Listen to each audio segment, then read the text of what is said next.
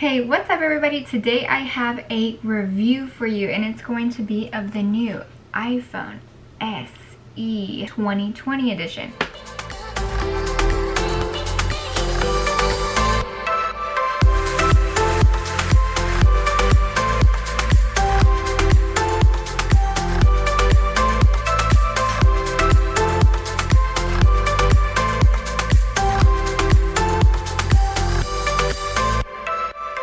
If you are new here, welcome, and if you're not, welcome back. I'm so happy to have you guys here. I'm super excited because I have been waiting for an iPhone like this to come out in so long. It has the processing power and the performance of a brand new iPhone, but it has the body of the old original SEs, and I love it. As always, we are on the way to 300 subscribers, so never forget to subscribe. It really helps support my channel, and let's jump right into the review. This iPhone just got released a couple weeks ago and it finally came in the mail. I did not pre-order anything, however I did order it the day that it came out and I was waiting for about 3 weeks.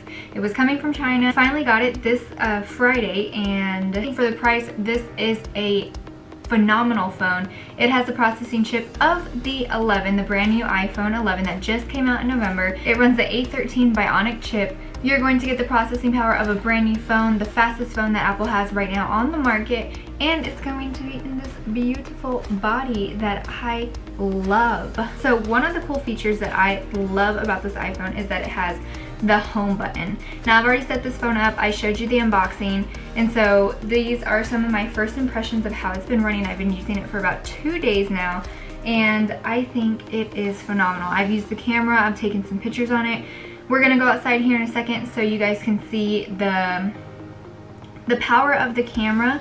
And I have one of the original SEs here with me. This was one of my first iPhone SEs, I guess you could say. And I'm just going to put it side by side. Let's zoom in here so you can really see. So here they are side by side. The iPhone 6. Here's the brand new iPhone SE 2020. Here is the side. Both have the exact same placement of the mute button here. They have the volume buttons here. Here's the iPhone 6. And on this side, they have the exact same placement of the lock button, the SD card holder. And let's take a look at the bottom here. The only difference is that this iPhone 6 has the audio jack, whereas this one doesn't. It's going to come with the regular port that all the phones have come with lately. The next super big difference between these phones is that the thing that I've noticed and that I think has been working really well is that it has the raise. So when you raise it up, the home screen will pop open, whereas this one does not. Obviously this is not a brand new feature, but just something to point out if you still have the 6 and you are looking to upgrade. However, you didn't want a bigger phone, you didn't want any of those things. I have so many friends that still have the iPhone 6 just because of the size factor of it. But if you were looking for a phone this size, upgrade it to this one. I think right around the 7s is when they got rid of the click. Now it's just the force touch home button here. They still have basically all of the same features. I actually upgraded this phone from an iPhone X and I have thoroughly enjoyed this phone. Like I said, I've been waiting for a phone to come out that has the processing chip of some of the newer phones that Apple has released, but still maintains this size. I love the home button over the face recognition because the face recognition to me is super faulty. If you have something over your face, if you're wearing too dark of sunglasses, if you're laying down and you don't want to put it right in front of your face, it doesn't work, obviously. And so with the home button, it is so convenient. You just place your thumb on there and it opens it up for you. I like that feature way more. One of the biggest differences on this phone is that the brand new one is that they lowered down the Apple. They took off the iPhone symbol, and they've also gotten rid of, over the years, all of these other symbols that used to come on this phone. However, they are the exact same size.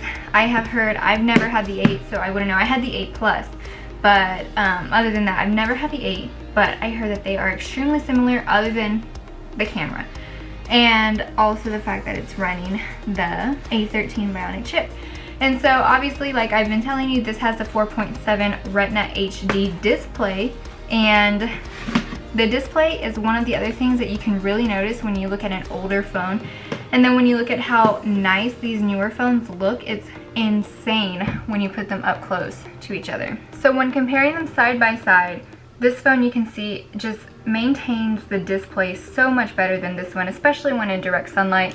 It looks so much nicer, a lot more full of color, whereas this one just kind of looks a little diluted there, especially against the light, whereas this one really maintains its picture and its color, especially when you're against the light. One of the other cool things about this phone is that it still has the glass background, whereas I don't know if you guys remember before, this is the aluminum.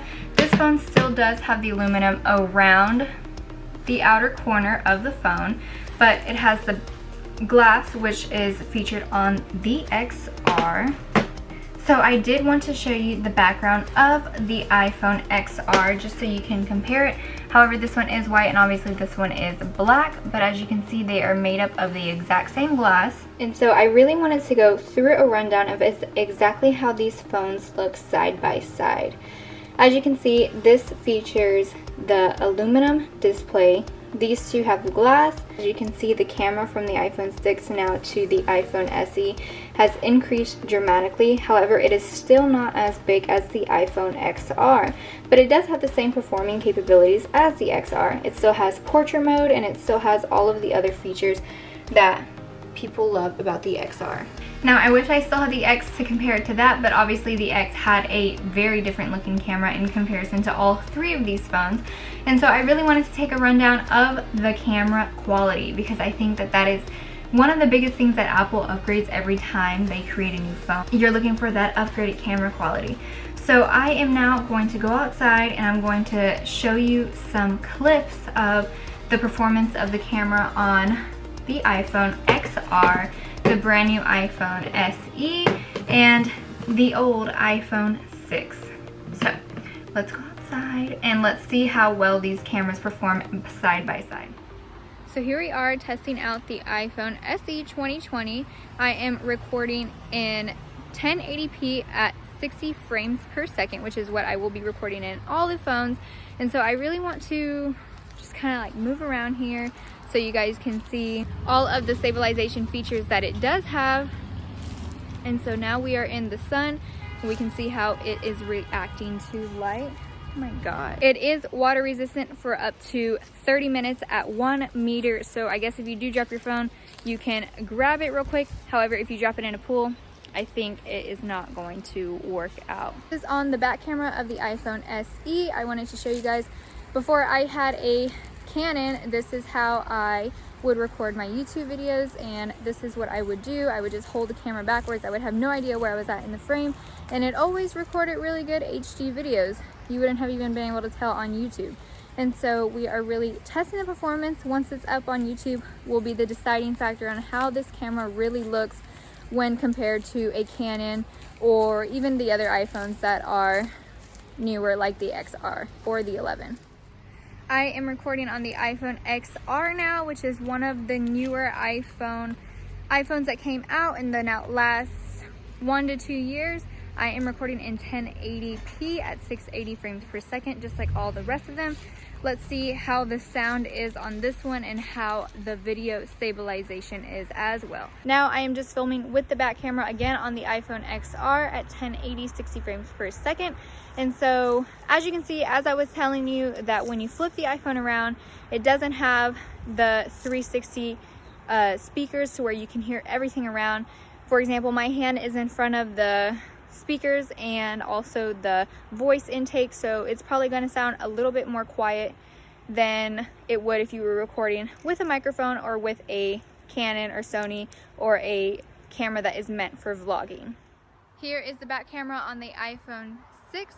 I just wanted this to be brief just so we can do a really good comparison of one of the original SEs to the brand new SE. I don't know how the audio is going to sound on this or the video quality, so we will see. However, this is a good representation of the old iPhone SEs in comparison to the new one.